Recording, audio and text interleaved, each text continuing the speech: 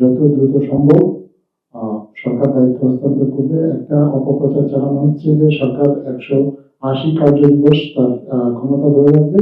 যারা এই অপপ্রচারটা চালাচ্ছে তাদের উদ্দেশ্যটা হচ্ছে অসৎ এবং উদ্দেশ্যমূলক। তারা এটা নিয়ে মানুষকে বিভ্রান্ত করার চেষ্টা করছে। আমরা মনে করি যে এটা নিয়ে বিভ্রান্তির কোনো সুযোগ নেই।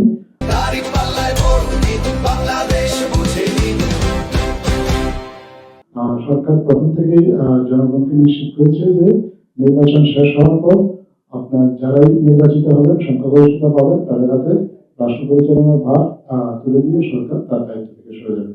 এটা নিয়ে দ্বিধাদ্বন্দ্বের কোনো সুযোগ নেই। 180 কার্যদিবসের যে বিষয়টা আলোচনা এসেছে সেটাও এর আগে বিভিন্ন সময় সরকারের যারা দায়িত্বশীল তারা পরিষ্কার করেছে।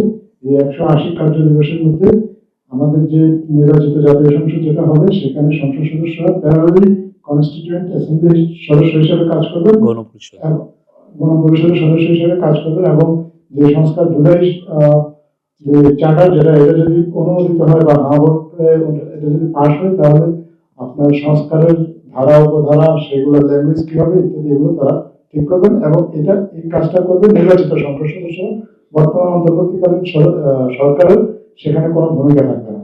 সরকার নির্বাচনের পরপরই নির্বাচিত সংসদ সদস্যরা শপথ গ্রহণের পর তাদের প্রতিনিধির কাছে দায়িত্ব হস্তান্তর করবে এবং সেটা যত দ্রুত সম্ভব হবে তত দ্রুত এই কাজটা করা যাবে।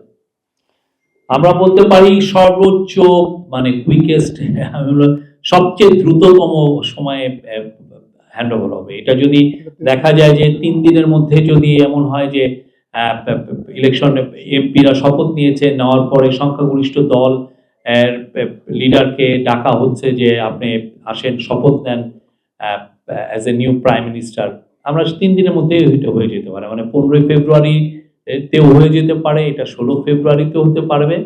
আমার মনে হয় না এটা মানে 17-18 ফেব্রুয়ারির পরে যাবে।